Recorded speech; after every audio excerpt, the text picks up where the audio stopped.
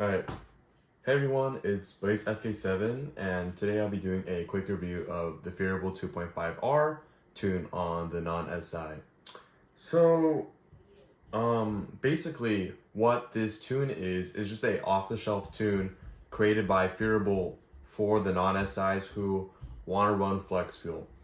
So originally Phearable came out with the 1.5 and the 1.5R tunes for the non-SI, and those make around 220 wheel horsepower on 93 octane. So on around 91, I'm just gonna ballpark and say it's around maybe 210 wheels, 210 wheel horsepower, and it makes around maybe 220 wheel torque on the CVTs, I believe, or really similar numbers on the manual transmissions. But basically, the manual transmissions made slightly more power than the CVTs. Now, the thing is, the biggest difference between our non-SIs and the SIs is that the SI has better rods, better camshafts, better pistons, and because of this, they're able to handle more power with specifically with more wheel horsepower and more torque, especially the torque. With just the E85 alone on the Phearable 2.5R, on the SIs, I believe they make over 310 wheel torque, which is crazy and absurd. But on the 2.5R, which is the one that we're running on my car right now, on the manual transmissions, they're advertised to make about, let me double check. Okay, yeah, so for the manual transmissions, they're advertising to make around 250 wheel horsepower and 276 wheel torque. As for the CVT models, just like me, which is probably 80% of what people over the hatchbacks probably have, we are actually pushing 2 less PSI. So we're actually pushing 25 PSI on the stock turbo and making 246 wheel horsepower and 247 torque. So pretty even numbers. As you can see here, it's specifically limited torque-wise on the CVT, so it won't create much of a strain. So, what is it? I ran the Phearable 1.5R for around a year. It was a very good tune. It was a huge jump over this Ktuner Stage 2 21 PSI that I had on my hatchback. Originally on that time, I only had a cold air intake, no other mods power-wise or suspension. And it pulled very, very hard compared to the Stage 2. Stage 2, the Ktuner PSI really wakened up the car. When he floored it, you would actually spin the wheels a little bit, and that really surprised me because that was a huge jump over the stock tune, which I really liked. But the 1.5R had a lot more top end. It seemed to lower the torque in order to protect the CVT. But as for the 1.5R, when I was driving in it and comparing it against a stock Civic SI, I was able to beat it by a pretty good amount. If you guys look at my videos on my channel, I've actually posted videos of me racing a stock SI, a 2021 specifically. Sorry, a 2020 Civic SI, and I gapped it by a little bit. But that wasn't enough, so that's why I turned to ethanol. And right when I first got the Phearable 2.5R tune, I only had a cold air intake and catless downpipe and front pipe, and obviously the PRL flex fuel kit.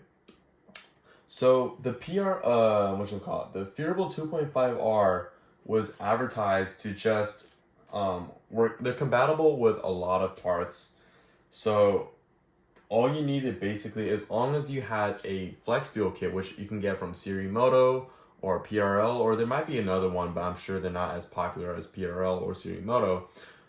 As long as you had a flex fuel kit and pumped in around E30 into your car, you would be making around 246 to 250 wheel horsepower.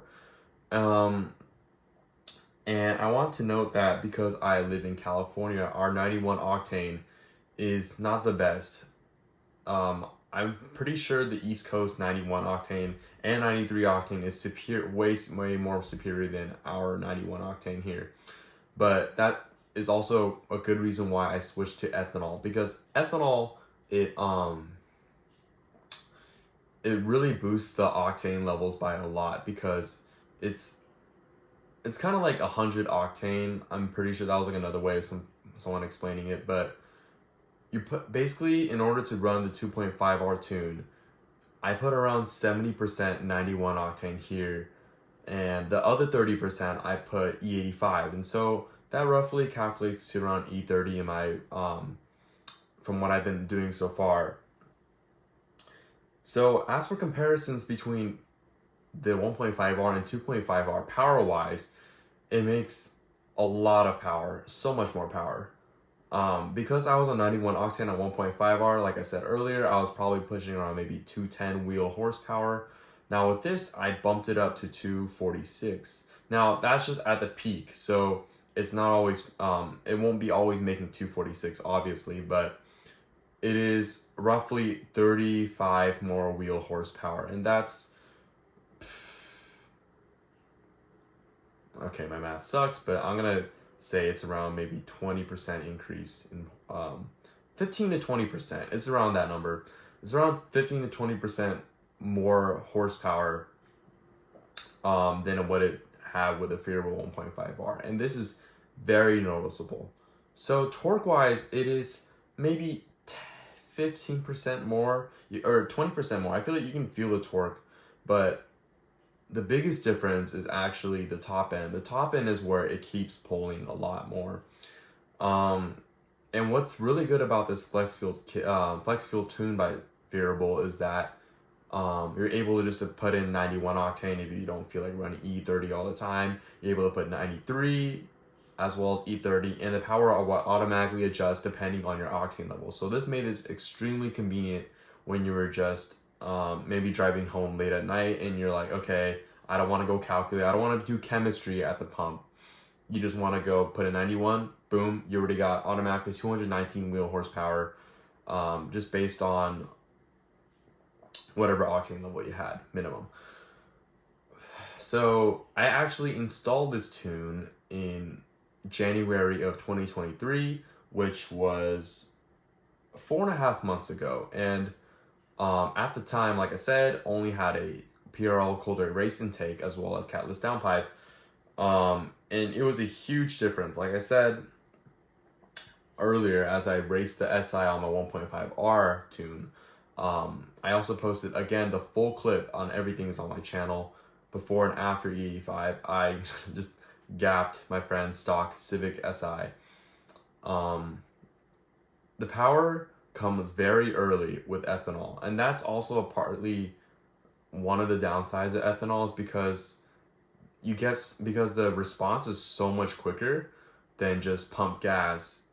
It's puts a lot of strain on the stock turbo, especially on the rods as well, and on specifically the LB15, I think it was a 7A. I think that's on the SI, I forgot. But on the hatchback 1.5 liter turbos, we have very weak rods.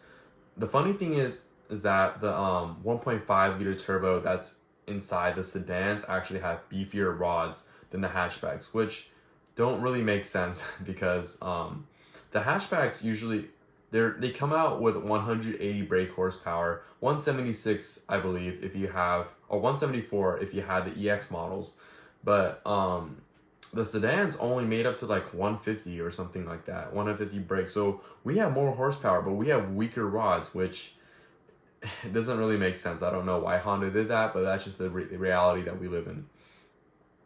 So Phearable, which is a tuning company, has specifically limited the torque on the CVTs to try and mitigate these problems and help ensure that the tuner will be reliable, supposedly. Again, you will still have problems if you keep flooring it all the time, if you abuse your car.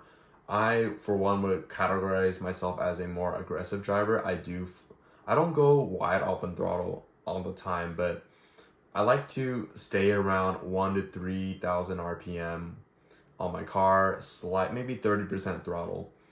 But the times that I do go wide open throttle, you can really feel the difference on ethanol. It's very, very apparent.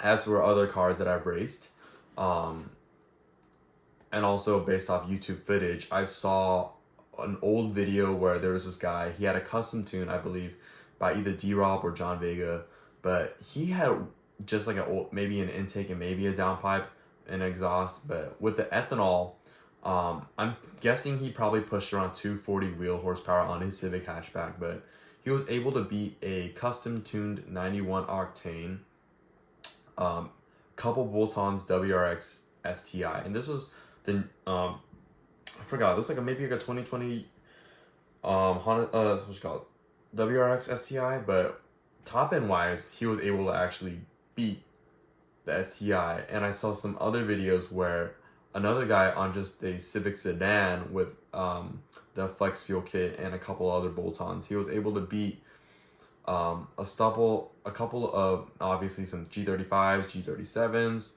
He was able to keep up with some 370Zs that were slightly modded with a couple of bolt-ons, but they were on 91 octane. And this guy was able to also beat a stock Focus RS. Now that car is actually pretty good power-wise. It makes 350 brake horsepower. It's the same engine that they have in the 2-liter EcoBoosts, I believe. But the thing is, since it has all-wheel drive, it has a lot more drivetrain loss top-end wise. So the Civic, which is a couple 100 pounds lighter, and also so basically it has a better power to weight ratio, and when making around 240 wheel horsepower, it was actually able to beat the stock Focus RS. And as for personally what I have raced, so obviously the stock Civic SI was gone, gapped him, no problem. And I also beat a 2017 Alfa Romeo Giulia sedan, the 2-liter turbo that makes 280 brake horsepower. To be fair, it wasn't like the best race conditions. We were only like, my friend who was in the Alfa Romeo Giulia had 2 other passengers, and I only had 1 other passenger in my car.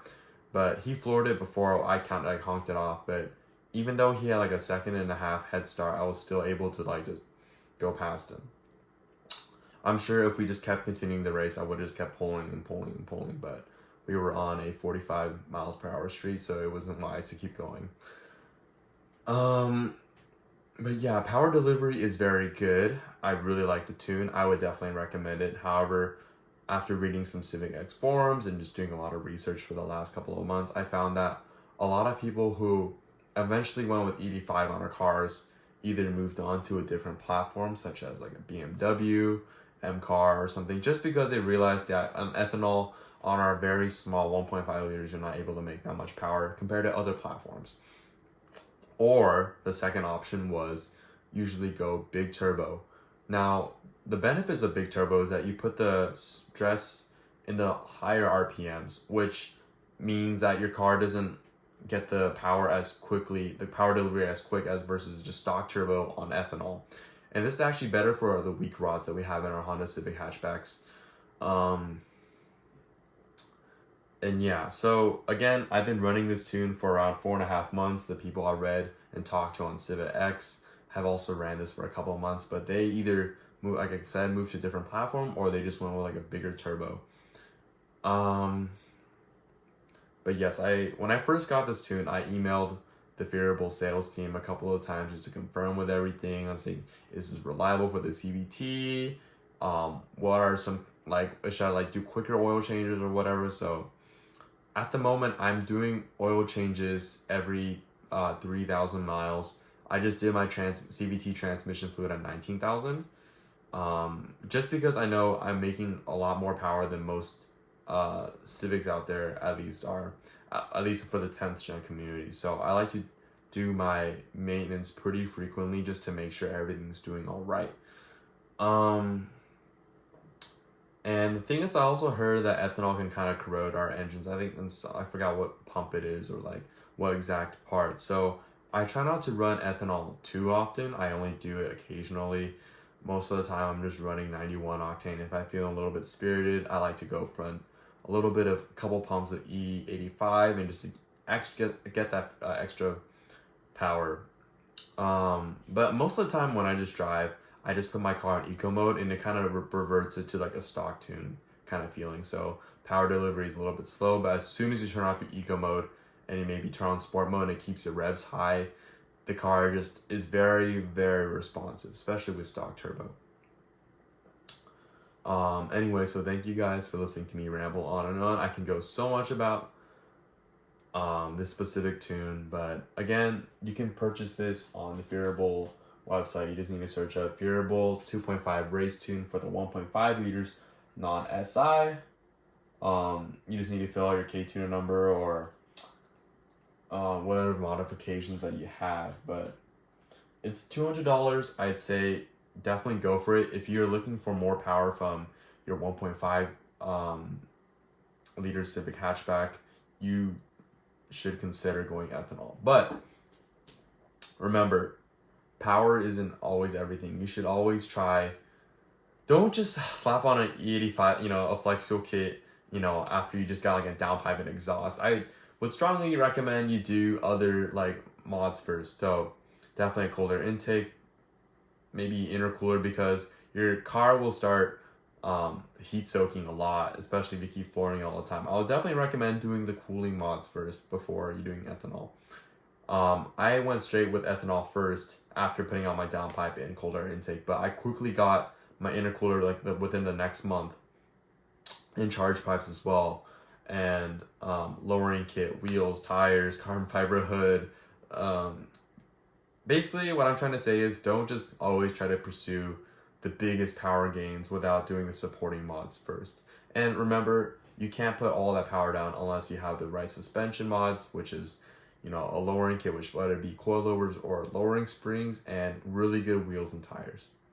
So that's it. If you guys have any questions pertaining to the 2.5R or the 1.5R or basic gist on the Civic community, feel free to ask them in the comments down below. But until then, Blaze FK7 out.